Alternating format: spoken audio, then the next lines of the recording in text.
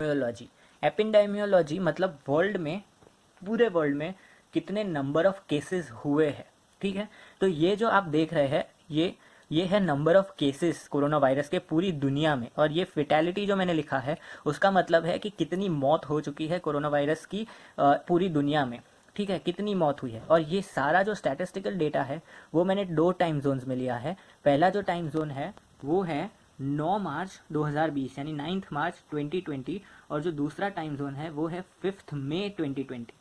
और 5 मई को जो मैंने ये वीडियो शूट किया है वो उसके भी टाइम, उसमें भी जो 5 मई में मैंने जो डेटा निकाला है वो है 2:23 का, ठीक है। तो ये जो 5 मई का जो भी डेटा है, जितना भी डेटा है वो 2:23 को दोपहर में मैंने लिया है, जो शाम तक बढ़ भी सकता है, बढ़ने के चांसेस बहुत ज़्यादा है, ठीक है। तो ये टोटल वर्ल्ड का डेटा है। अगर आप देखें 9 मार्च को टोटल नंबर ऑफ केसेस कितने थे पूरी दुनिया में, तो वो थे 1,09,577, ठीक है। इट्स 1,09,577।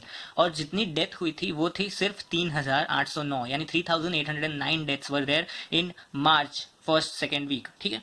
तो ये जो परसेंटेज है वो है फेटेलिटी रेट, मतलब इतने तेजी से मौत हुई है उसका परसेंटेज है। तो ये हम फेटेलिटी रेट कैसे निकालते हैं, जितनी भी नंबर ऑफ डेथ हुई है उसको हम डिवाइड करेंगे टोटल नंबर ऑफ केसेस से, तो हमें मिलेगा फेटेलिटी रेट, ठीक है। तो अब अगर हम 5 मई का देखें, 5 मई का 2020, तो वो है कुछ 36,59,103 केसेस है। देखा, इधर 1 लाख केसेस थे, इधर 36 लाख केसेस है, और 59,103 टोटल एग्जैक्टली केसेस इतने हैं अभी 5 मई को।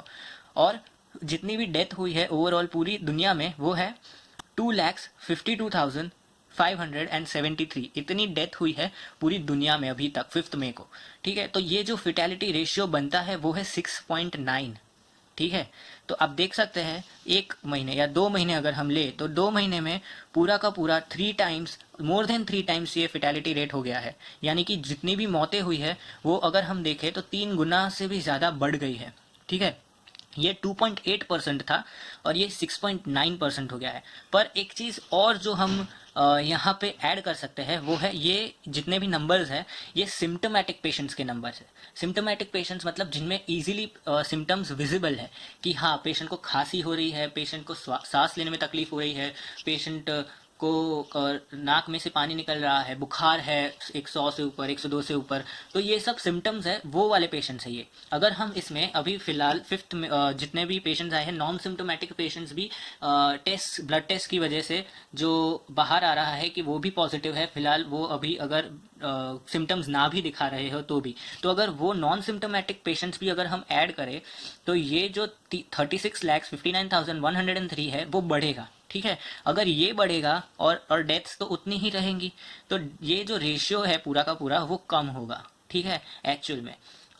तो आपको होप ये समझ में आया हो। अगर मैं आपको बताना चाहूँ तो ये जो है ये इधर नीचे आएगा, सिंपल डिवीजन है, 36,59,103, ठीक है।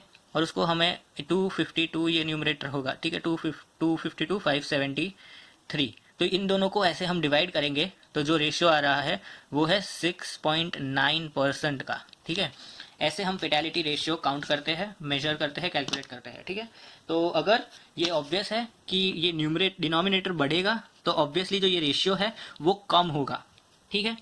और अब जो टोटल रिकवर्ड पेशेंट्स है मई 5 2020 को वो है 12,03,404 पेशेंट्स है जो टोटली रिकवर्ड हो चुके हैं इस कोरोना वायरस से, ठीक है। अब जो ये स्टेटिस्टिकल डेटा है वो अलग अलग कंट्रीज़ का है। अगर हम देखें USA, United states of America को, तो उसमें सबसे ज़्यादा, अभी तक सबसे ज़्यादा केसेस जो है वो अमेरिका में है, वो है 12,12,955, यानी 12,12,955। अगर हम वही केसेस अगर स्पेन में देखें तो स्पेन में है 2,48,301, ठीक है। और इटली में देखें तो 2,11,938, और चौथी पोजीशन पे जो है वो है 1,90,584 के साथ यूके, ठीक है। तो ये 5 मई का डेटा है। ये फ्यूचर में अगर आप देख रहे होंगे और अगर आप सोचेंगे कि ये डेटा कैसे यूके के बढ़ गए या स्पेन के बढ़ गए या यूएस के कम हो गए। तो अगर आप देखें तो ये डेटा सिर्फ 5 मई का है, वो भी अगर मैं एग्जैक्ट डेटा का टाइम बोलूँ तो वो है 2:23 PM। ठीक है, तो ये शाम तक भी चेंज हो सकता है, ऐसा कुछ नहीं है, क्योंकि कोरोना वायरस का रेट ऑफ ट्रांसमिशन भी बहुत ज़्यादा है। रेट ऑफ ट्रांसमिशन हम आगे देखेंगे थोड़ी ही देर में, पर सबसे पहले अब हम देखते हैं इंडिया। ठीक है, इंडिया 5th पोजीशन पे नहीं है बिल्कुल भी, पर मैं इंडियन हूँ इसीलिए मैंने इंडिया का स्टैट्स इस वीडियो में इंक्लूड किया है। तो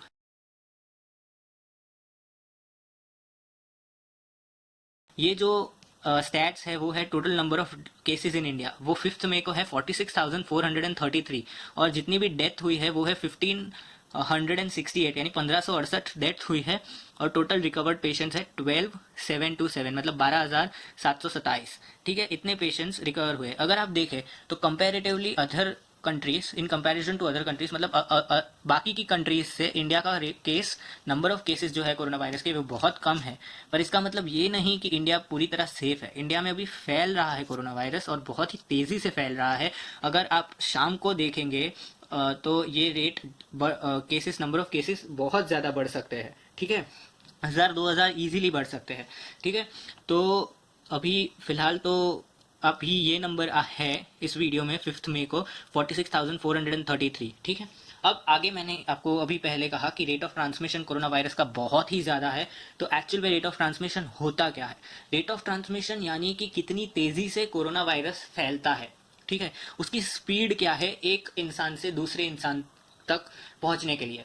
ठीक है, तो वो बेसिकली डिपेंड करती है दो चीज़ों पे। ये मैंने लिखा है R0 या R0, अगर आपको जो इजी लगे याद रखने में और समझने में, तो ये R0 है और ये SI है। अब R0 क्या है? वो है रिप्रोडक्टिव रेशियो। रिप्रोडक्टिव रेशियो का मतलब क्या? रिप्रोडक्टिव रेशियो यानी एक इंसान जो कोरोना इन्फेक्टिव है या कोरोना पॉजिटिव है, उस कोरोना पॉजिटिव पेशेंट से दूसरे इंसान को कितना दिन लगता है, कितना दिन लगता है इन्फेक्ट करने के लिए। ठीक है, मतलब अभी एक इंसान को हुआ है, उसको दूसरे इंसान तक कोरोना वायरस को पहुंचने के लिए कितना दिन लगता है, वो है रिप्रोडक्टिव रेशियो। ठीक है, मतलब अभी जो रिसर्चर्स ने फाइंड किया है वो है 2 से 4 दिन मिनिमम लगते हैं। अगर कोई कोरोना पॉजिटिव आपके पास हो, और मतलब अगर मैं कोरोना पॉजिटिव हूँ और मेरे पास जो रह रहे हैं उनको कोरोना होने के लिए मिनिमम 2 से 4 दिन लगता है। ठीक है, उनके सिम्टम्स दिखने के लिए। वो आगे जाके बढ़ भी सकता है, आगे जाके कम भी हो सकता है, पर अभी के लिए साइंटिस्ट ने जो ढूंढा है वो है 2 to 4 डेज का रिप्रोडक्टिव रेशियो है। ठीक है, और ये SI क्या है? SI, ये SI है सीरीज इंटरवल। सीरीज इंटरवल यानी कि कितना टाइम लेता है। ठीक है, तो रेट ऑफ ट्रांसमिशन है। रेट ऑफ ट्रांसमिशन जो है वो क्या है? रेट ऑफ ट्रांसमिशन यानी कि एक इंसान अगर कोरोना पॉजिटिव है तो वो कितने और लोगों को कोरोना फैला सकता है, यानी कितने और लोगों को वो कोरोना पॉजिटिव कर सकता है, उसे हम बोलेंगे रेट ऑफ ट्रांसमिशन। और के रेट ऑफ ट्रांसमिशन का एक फैक्टर रिप्रोडक्टिव रेशियो। ठीक है, तो रिप्रोडक्टिव रेशियो अभी जो साइंटिस्ट ने और रिसर्चर्स ने ढूंढा है वो है 2 से 4 दिन। ठीक है, मतलब 2 से 4 पर्सन, सॉरी ये मैंने दिन गलती से लिख दिया है, I am extremely sorry about that. It's 2 to 3 person. ठीक है, यानी कि एक इंसान अगर कोरोना पॉजिटिव है तो वो मिनिमम ऑन एन एवरेज 2 से 4 लोगों को वो कोरोना पॉजिटिव कर सकता है। ठीक है, और जो SI यहाँ पे मैंने लिखा है SI, ये SI का मतलब है सीरीज इंटरवल। सीरीज इंटरवल यानी कि एक कोरोना पॉजिटिव पेशेंट को कितना टाइम लगता है किसी और कोरोना नेगेटिव पेशेंट को पॉजिटिव करने के लिए, यानी एक कोरोना पॉजिटिव पेशेंट को नए पेशेंट बनाने के लिए कितना टाइम लगता है, एक पॉजिटिव में से दूसरे व्यक्ति में जाने के लिए कितना टाइम लगता है, और उसके सिम्टम्स दिखने में कितना टाइम लगता है, वो है सीरीज इंटरवल। ठीक है, तो रेट ऑफ ट्रांसमिशन पूरा का पूरा डिपेंड करता है रिप्रोडक्टिव रेशियो और सीरीज इंटरवल में। और अगर आप देखें तो रिप्रोडक्टिव रेशियो जो हमारा है वो है 2 से 4 पर्सन, और सीरीज इंटरवल जो ऑन एन एवरेज है वो है 4 दिन। ठीक है, तो अगर हम यहाँ इस डायग्राम में देखें तो एक इंसान जो कोरोना पॉजिटिव है वो 3 और व्यक्ति को कोरोना पॉजिटिव करेगा, उसको लगेगा टाइम इंटरवल 4 दिन का। ठीक है, अब ये जो 3 है वो इंडिविजुअली और 3-3 लोगों को इन्फेक्ट करेंगे, उनको भी लगेगा ऑन एन एवरेज 4 दिन। ठीक है, और ये सिमिलरली 9 लोग हैं, वो 9 लोग भी और 3-3 इंडिविजुअली इन्फेक्ट करेंगे, उनको भी लगेगा 4 दिन। ठीक है, 4 दिन, ठीक है। तो ये टोटल दिन कितने हुए, 12, 4 इंटू 3 12, और टोटल पेशेंट्स कितने हुए 12 दिन में, एक, फिर ये 4, फिर ये 9, मतलब कितने हुए टोटल 27 पेशेंट्स हुए हैं, ठीक है। टोटल 27 पेशेंट्स 12 दिन में, ये इससे ज़्यादा भी हो सकता है आगे जाके, पर 12 दिन में 27 पेशेंट को कोरोना वायरस ने इफेक्ट कर दिया है, इन्फेक्ट कर दिया है। तो ये कोरोना वायरस का रेट ऑफ ट्रांसमिशन बताता है। जैसे कि आप इस ग्राफ में देख सकते हैं, ये है वाई एक्सिस पे हिस्ट्री ऑफ केसेस और एक्स एक्सिस पे टाइम। तो अगर आप इस ग्राफ में देखेंगे तो ये जो कर्व जो ऊपर जा रहा है वो एक्सपोनेंशियली इंक्रीज हो रहा है, वो हमारे सार्स कोवी 2 का ग्राफ है, ठीक है। ये सार्स कोवी 2 का ग्राफ है जो तेजी से बढ़ रहा है, सिर्फ बढ़ ही रहा है। इस ग्राफ को फ्लैट करना है, और हम कैसे इस ग्राफ को फ्लैट करेंगे, सेल्फ क्वारंटीन होके, होम क्वारंटीन होके, यानी घर में रह के।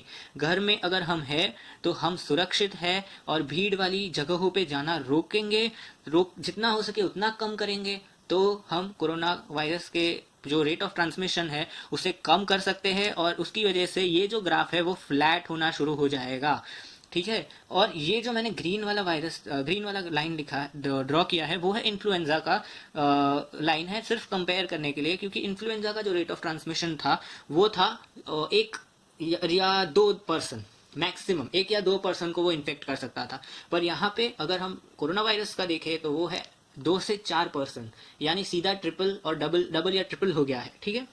इसीलिए अगर हम दोनों के ग्राफ में डिफरेंस देखें तो ये ऑन एन एवरेज एक ही पर्सन को इन्फेक्ट करेगा, तो ये ज़्यादातर फ्लैट ग्राफ है, पर ये 3 या 4 लोगों को एक साथ इन्फेक्ट करेगा, और ये पूरा ग्राफ एक्सपोनेंशियली इंक्रीज होगा। इसका सिर्फ एक ही ट्रीटमेंट है, जब तक वैक्सीन क्रिएट नहीं होता है, सोशल डिस्टेंसिंग का पालन करना है, और सिर्फ होम क्वारंटीन रहना है। जब तक गवर्नमेंट हमें नहीं कहती तब तक घर के बाहर बिना आवश्यक कारण के हमें नहीं निकलना है, ठीक है। अब आगे हम बढ़ते हैं, और आगे हम देखें तो आगे है ये कैसे फैल सकता है, मतलब मोड ऑफ ट्रांसमिशन है, ये कैसे कोरोना वायरस फैल सकता है। अगर आप देखें तो मैंने इस इंसान को छींकते हुए या बोलते हुए या कुछ ऐसे ही एक्शंस कर रहा है, ऐसे ड्रॉ किया है, जिसके कारण इसके मुंह में से ये सलाइवा या पानी की बूंदें निकल रही है। इन पानी की बूंदों को हम साइंटिफिक मेडिकल टर्मिनोलॉजी में कहते हैं रेस्पिरेटरी ड्रॉपलेट्स, ठीक है। इन पानी की बूंदों को हम मेडिकल टर्मिनोलॉजी में कहते हैं रेस्पिरेटरी ड्रॉपलेट्स। तो ये सबसे बड़ा कारण है कि कोरोना वायरस फैलने का सबसे बड़ा कारण ये है, रेस्पिरेटरी ड्रॉपलेट्स। ये रेस्पिरेटरी ड्रॉपलेट्स है जो ये रेस्पिरेटरी ड्रॉपलेट्स कब फैलती है, जब हम छींकते हैं, जब हम खांसी खाते हैं, जब हम बोलते भी हैं थोड़ी सी ऊंची आवाज़ में, तभी भी ये रेस्पिरेटरी ड्रॉपलेट्स हमारे मुंह में से निकलते हैं। और जब भी रेस्पिरेटरी ड्रॉपलेट्स हमारे मुंह में से निकलेंगे तब कोरोना वायरस फैलने के चांसेस बहुत ही ज़्यादा हो जाएंगे। इसीलिए हमारी गवर्नमेंट ने कंपलसरी मास्क पहनने को कहा है लोगों को, ठीक है। मास्क या कोई भी रुमाल पहने, कपड़ा पहने, पर मुंह को ढके, नाक को ढके, यानी आप अब कोरोना फैला भी ना सके और आप कोरोना के शिकार भी ना बन सके, ठीक है।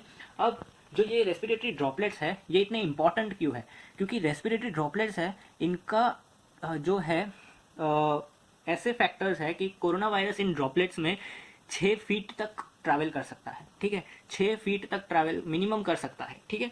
और ये इधर मैंने लिखा है एरोसोलाइज फॉर 3 आवर्स। इसका मतलब है, एरोसोलाइज का मतलब है ये हवा में कितनी टाइम तक रह सकता है। तो ये जो चीज़ है, कोरोना वायरस रेस्पिरेटरी ड्रॉपलेट्स के अंदर हवा में 3 घंटों तक रह सकता है, और 3 घंटों तक अगर आपके पास कोरोना पॉजिटिव पेशेंट आया है और अगर मास्क पहने बिना आया है तो 3 घंटे तक उनका जो कोरोना वायरस है वो आपके घर में रोके रहेगा। अगर आपका घर वेंटिलेटेड नहीं है, हवा आने जाने का कोई सोर्स नहीं है, तो बहुत ही ज़्यादा चांसेस है कि आपके घर में भी कोरोना फैल सकता है, ठीक है। दूसरी एक चीज़ जो मैं बताना चाहता हूँ कि जो ये वायरस है वो 25 फीट से भी ज़्यादा ट्रैवल कर सकता है 1 सेकेंड में। 1 सेकेंड में 25 फीट से भी ज़्यादा वो ये वायरस ट्रैवल कर सकता है, ठीक है। और इसीलिए जो सोशल डिस्टेंसिंग का रूल लागू किया गया है वो इसी कारण से किया गया है कि अगर कोई व्यक्ति है जो आपके नज़दीक खड़ा है तो वो डायरेक्ट एक सोर्स बन जाता है कोरोना वायरस प्राप्त करने के लिए, अगर आप किसी कोरोना वायरस पॉजिटिव पेशेंट के नज़दीक में खड़े हैं। इसीलिए एक 6 फीट या उससे ज़्यादा का डिस्टेंस कंपलसरी है, आपको रखना ही पड़ेगा अगर आपको अपनी सेफ्टी चाहिए तो। फिर आप देख सकते हैं इस स्क्रीन पे कि मैंने यहाँ पे लिखा, एक टेबल ड्रॉ किया है और उसके ऊपर लिखा है फोमाइट सर्फेसिस। फोमाइट सर्फेसिस क्या होती है? फोमाइट सर्फेसिस वो सर्फेसिस है, यानी वो जगह है जहाँ पे कोरोना वायरस अगर गिरा है या फैला है तो वो वहाँ पे कितने देर तक रह सकता है, ऐसी कुछ सर्फेसिस है और ऐसा कुछ टाइमिंग्स दिया है। तो अगर आप देखें तो एल्यूमिनियम, लेटेक्स और कॉपर अगर आप देखें तो उन जैसी सर्फेसिस पे 8 घंटे तक कोरोना वायरस रह सकता है, फैल नहीं रह सकता है 8 घंटे तक। फिर अगर आप कार्डबोर्ड देखें नॉर्मल सा, तो वहाँ पे 24 घंटे तक कोरोना वायरस रह सकता है। फिर आप दुकान में जाते हैं, वहाँ पे काउंटर टॉप्स है, प्लास्टिक्स है। फिर अगर आप स्टेनलेस स्टील्स भी देखें तो वहाँ पे कोरोना वायरस 1 से 3 दिन तक रह सकता है। और अगर आप ग्लास वुड देखें, ग्लास या मतलब कांच या लकड़ा, तो उन पे 5 दिन तक कोरोना वायरस रह सकता है। तो इसीलिए सैनिटाइजेशन बहुत ही ज़्यादा इम्पॉर्टेंट हो जाता है। इन जैसी चीज़ों को कम करने के लिए, कोरोना वायरस का फैलाव कम करने के लिए एक सैनिटाइजेशन कंपलसरी हो जाता है। ठीक है, अब आगे बढ़े। ट्रांसमिशन है वो है फीकल ओरल रूट। ठीक है, फीकल ओरल रूट का मतलब है कि ये आपके मुंह में से भी ट्रांसफ़र हो सकता है और आपके पीछे से भी आपकी बॉडी के अंदर ट्रांसफ़र हो सकता है। ठीक है, ये चीज़ अभी तक कंप्लीटली कंफर्म नहीं हुई है, पर इसका परिणाम मतलब इसको भी कंप्लीटली कंफर्मेशन नहीं मिला है, पर साइंटिस्ट और रिसर्चर्स कह रहे हैं कि ये भी एक रास्ता हो सकता है जहां से कोरोना वायरस फैल सकता है। ठीक है, ये क्यों ऐसा साइंटिस्ट कह रहे हैं? क्योंकि ये जो सार्स कोरोना वायरस 2 अभी फैला है, ये सार्स कोरोना वायरस 2 कौन सी फैमिली का है? वो है कोरोना वायरस फैमिली, जिसमें सार्स कोवी 1 और मर्स कोरोना वायरस भी है। तो इन दोनों में फीकर ओरल राउट से स्प्रेडिंग बहुत ज़्यादा थी जब ये इनका आउटब्रेक हुआ था तब। इसीलिए अभी के सार्स कोवी 2 को भी फीकल ओरल रूट से ट्रांसमिट होने में कह सकते हैं कि बहुत ज़्यादा चांसेस है। ठीक है, अभी फ़िलहाल के लिए अभी इतना ही इस वीडियो में। आगे हम देखेंगे इसकी पैथोफिजियोलॉजी कैसी है और ट्रीटमेंट कैसी है। ठीक है, और ये अलग अलग ऑर्गन्स हमारी जो बॉडी में है उन पे कैसे अफेक्ट करता है और कैसे हमारी बॉडी को धीरे धीरे अंदर से खोखला बनाता है। ठीक है।